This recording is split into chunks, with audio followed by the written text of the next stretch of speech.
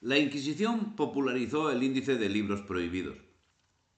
Y lo que remarcan los enemigos de la Inquisición, tras reconocer que lo peor de esta ha sido la leyenda negra, creada sobre ella, es la coacción, la falta de libertad de expresión, la deshonra de los condenados y de sus familiares, el impedimento a optar a cargos públicos, así como otros muchos, son todos incuantificables, pero no por ello deben ser olvidados. La verdad es que no solo no deben ser olvidados, sino que para la libertad individual es necesario el raciocinio y el conocimiento de las cosas, sin los que no es conveniente emitir juicio alguno. Justamente lo contrario sucede cuando tratamos de la Inquisición. Todos la condenan sin tener el menor conocimiento de lo que significó y de lo que hizo. Hizo mucho. Y algunos opinan, u opinamos, que mucho bueno. También, como toda obra humana, hizo malo. Pero como siempre es conveniente, para juzgar un hecho, situarse en el momento histórico que sucedió ese hecho y comprobar qué hacían los demás. Nos damos cuenta que, por lo general, aquello que hoy encontramos deleznable en la Inquisición resulta ser que es un fabuloso avance y favorable mejora si lo relacionamos con lo que existía antes o en el mismo momento en que actuaba la Inquisición. No es el y tú más. No, no. Es la mejora sustancial de actuaciones con relación a las actuaciones que suple o con las que compite. En el asunto concreto que nos ocupa, la censura, conviene apuntar que España no fue la primera nación en publicar un índice de libros prohibidos. Gran misterio, ¿eh? Lo que muestra que la censura no era ninguna exclusividad española. En 1544, la Sorbona de París ya lo había hecho. La Universidad de Lovaina hizo lo mismo en 1546. Venecia en 1549. En 1551 sale a la luz el primer índice de la Inquisición española, 2 años después de Venecia, que era la última. La actuación de la Inquisición en este sentido no fue sino el seguimiento de una costumbre generalizada en toda Europa. Y no citamos al mundo árabe porque mejor nos limitaríamos a la lectura del Corán. La Inquisición, como gran productora de documentos que era, no podía quedar al margen de este asunto. Fueron compuestos diversos índices de diversos libros prohibidos hasta el gran índice de 1559, promulgado a instancias del inquisidor Valdés. A este siguieron otros en el siglo XVI, los índices de Quiroga, de 583 y 584, y en las 2 centurias siguientes hasta el llamado índice último de 1790. La Santa Sede, por su parte, había publicado en 1564 el famoso índice tridentino, con el mismo objeto de asegurar la pureza de la fe y de la doctrina. Esa duplicidad de sistemas, índices de una Inquisición española teóricamente dependiente del Papa y otros de la congregación romana, llama bastante la atención. El índice papal no entraba en distingos y si incluía una obra quedaba directamente prohibida. En cambio, los índices inquisitoriales españoles prohibían algunas obras in totum, es decir, absolutamente, mientras otras solo lo eran done corrigatur, es decir, hasta que fueran corregidas o expurgadas, suprimiéndose determinados pasajes juzgados como peligrosos. Existieron así índices expurgatorios que permitían la lectura de esas obras leve o severamente mutiladas. De otra parte, la coincidencia de autores y libros era sólo parcial. Y así, mientras en Roma fue proscrito Galileo, por ejemplo, sus obras eran aquí toleradas por la Inquisición y se enseñaban en la universidad. Tampoco censuró autores clave en la ciencia moderna como Descartes, Newton, Hobbes o Leibniz. De todas formas, el nivel de tolerancia varió mucho de unos índices inquisitoriales a otros, pudiendo calificarse de especialmente riguroso el índice de libros prohibidos de 1583, el también citado de 1584 era expurgatorio, donde se incluyen figuras tan eminentes y dispares como Bodino, Maquiavelo, Dante, Vives y Tomás Moro. Y no debe extrañar la aparición de estos autores, porque concretamente Tomás Moro está en el santoral porque efectivamente murió como santo y como mártir, pero algunos pensamientos de sus más memorables obras son, sin lugar a dudas, ajenos o contrarios a la doctrina católica. No digamos Maquiavelo, de más difícil catalogación para el que suscribe. Se podrá arguir que, aunque así sea, nadie debe tener potestad para prohibir determinada literatura. Y la pregunta que surge de inmediato es si acaso en la actualidad el poder establecido no hace exactamente lo mismo, pero con mayor éxito, manteniendo en la inopia a unas personas a las que por otra parte adula diciéndoles que son lo mejor formados a lo largo de toda la historia, mientras por otra parte consigue mantenerlos alejados del conocimiento y de la misma lectura, habiendo confeccionado por su parte un índice inmaterial de temas sobre el que todos deben tener una misma opinión y sobre los que es tabú investigar.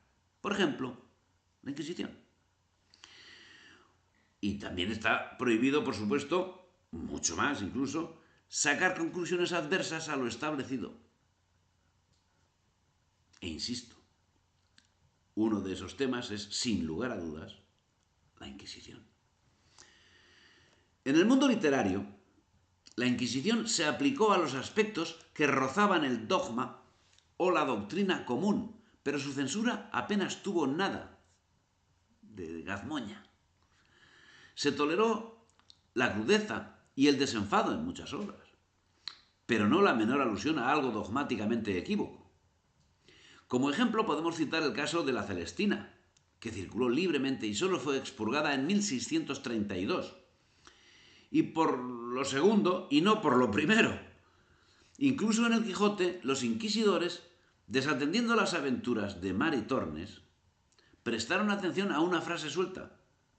Las obras de caridad que se hacen tibia y flojamente no tienen mérito ni valen nada, dirigida por Don Quijote a Sancho para exhortarle a que se diera de buena gana los azotes que habrían de desencantar a Dulcinea. Frase que fue considerada doctrinalmente peligrosa y por lo mismo resultó expurgada. Por asuntos como los enunciados, queda manifiesto el alto nivel intelectual y de libertad que amparaba la Inquisición. Durante su imperio se produjo el siglo de oro de las letras españolas y el misticismo alcanzó cotas que bastan ser referidas con dos nombres propios: Santa Teresa de Jesús y San Juan de la Cruz. Cimas intelectuales, literarias y místicas, a cuya perfección hay quien piensa que la actuación de la Inquisición, si no de manera determinante, necesariamente tuvo que influir de forma principal.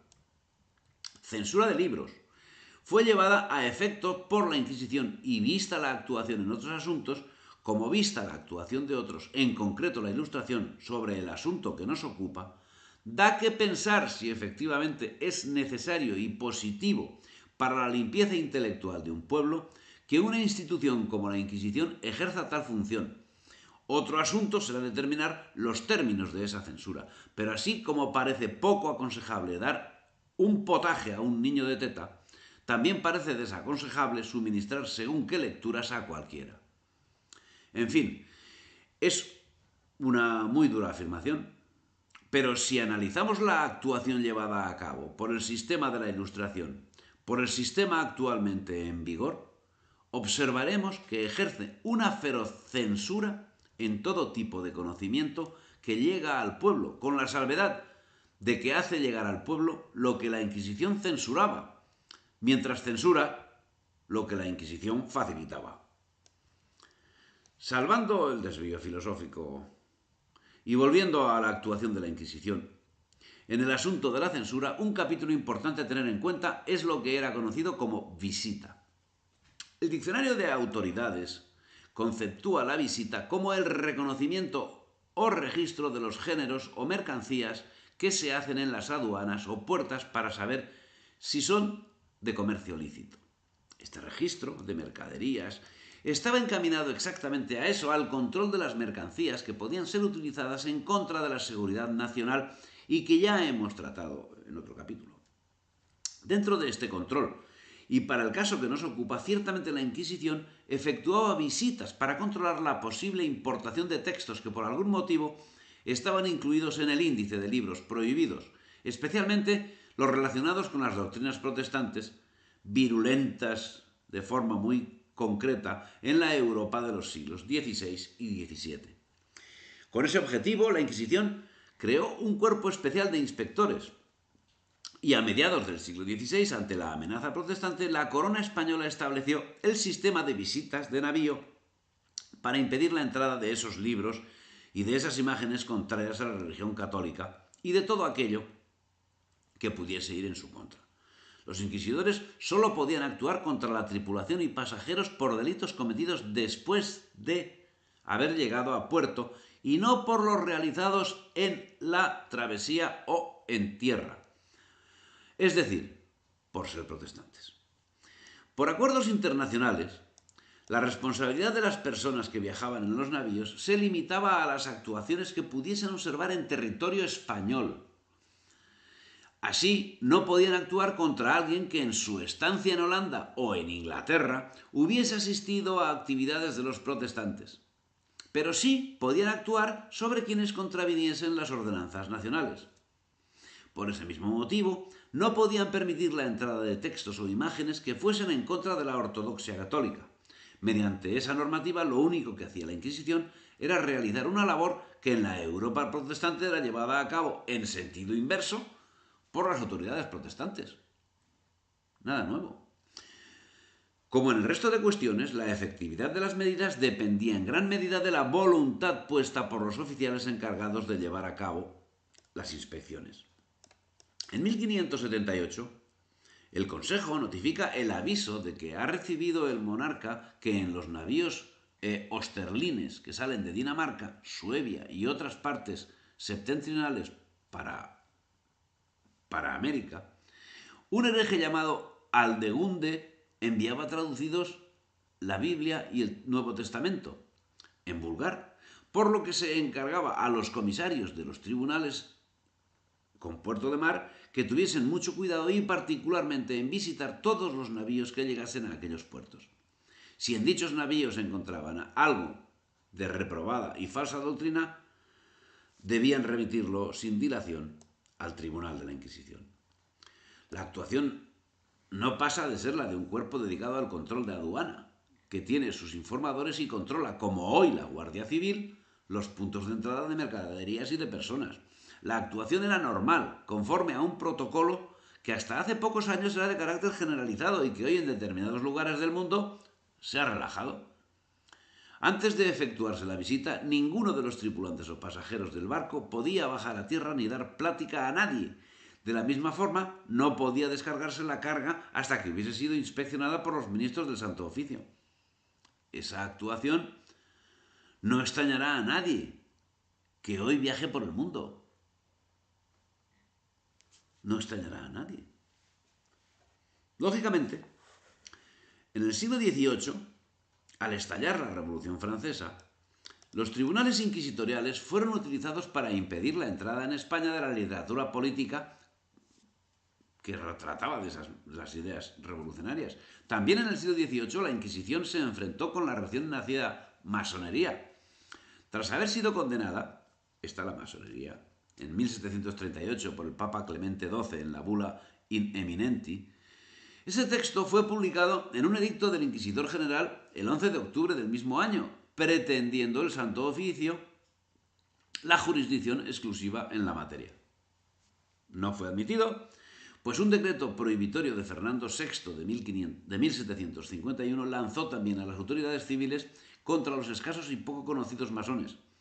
Las sentencias de los tribunales inquisitoriales fueron pocas y nada rigurosas, dirigiéndose principalmente contra masones extranjeros. En 1768, Carlos III impuso la sanción real a la censura de libros de la Inquisición. La jurisdicción real iniciaba la batalla en la defensa de la ley temporal frente a la sacralidad con que el tribunal actuaba. La Inquisición contraatacó y llegó a procesar a Campomanes, a Aranda, a Jovellanos, a Urquijo, a Olavide, etc.